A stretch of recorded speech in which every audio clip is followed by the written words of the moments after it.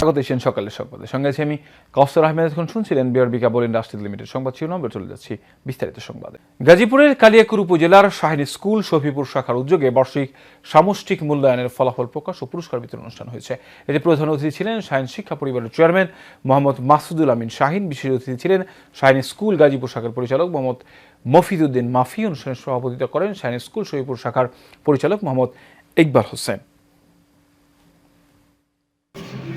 শাহিন শিক্ষা পরিবার শফিপুর শাখার তরুণ মেধাবী আন্তরিক শাহিন শিক্ষা পরিবারের ট্রেনিং প্রাপ্ত শিক্ষক মন্ডলী এবং আমার প্রতিনিধিত্বকারী শাখা পরিচালক ইকবাল এবং আওলাদ, আমার সাথে আগত টাঙ্গাইলের পর প্রথম যে শাখাটি খোলা হয়েছে গাজীপুর জেলার গাজীপুর সদরের সেই ক্যাম্পাসের পরিচালকদ্বয় মাফি এবং সাইদুল, সবাইকে জানাচ্ছি প্রাণঢালা অভিনন্দন, শুভেচ্ছা এবং আল্লাহর সেই শিখানো দোয়া মুসলমান ভাই বোনদের জন্য। আসসালামু আলাইকুম।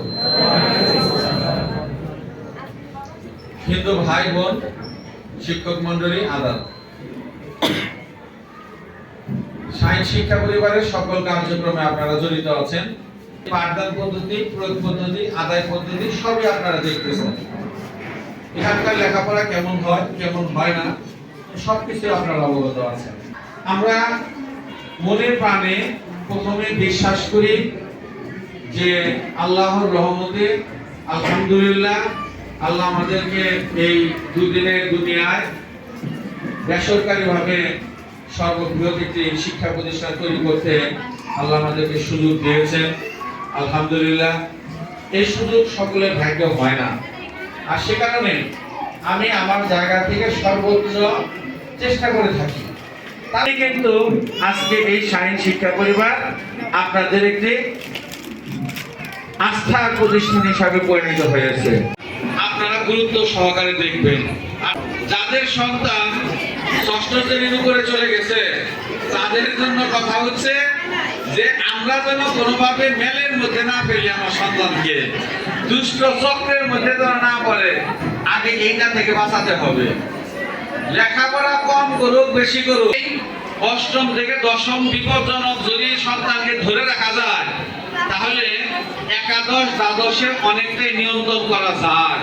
এই সময়টাও একবারে বিপদ মুক্ত সময় না, কিন্তু নিয়ন্ত্রণ করা যায়। কিন্তু যদি অষ্টম থেকে দশমের মধ্যে নিয়ন্ত্রণ করা না যায় তাহলে চোখের মধ্যে এবং নিয়ন্ত্রণের মধ্যে রাখার চেষ্টা করবো। এটা হলো প্রথম এবং প্রধান কাজ। পাশাপাশি আমরা যে ক্লাসগুলো করাই আমরা সর্বোচ্চ আন্তরিকতা দিয়ে করানোর চেষ্টা করে থাকি।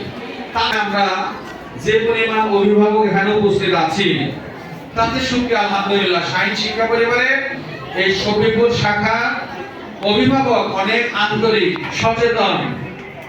আজকের এই উপস্থিতি তার প্রমাণ করে যে এই ফলাফল এবং পুরস্কার বিতরণ অনুষ্ঠানে আপনারা আপনাদের সন্তানদের উৎসাহ দেওয়ার জন্য উপস্থিত হয়েছেন। এর জন্য আমি আবারও আপনাদেরকে ধন্যবাদ, কৃতজ্ঞতা এবং সাধুবাদ জানাই।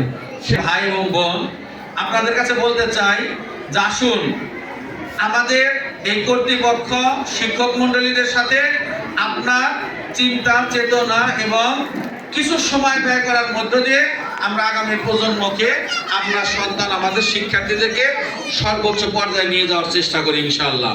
আর এটা তখনই সম্ভব হবে যখন আমরা সমন্বিতভাবে কাজ করব।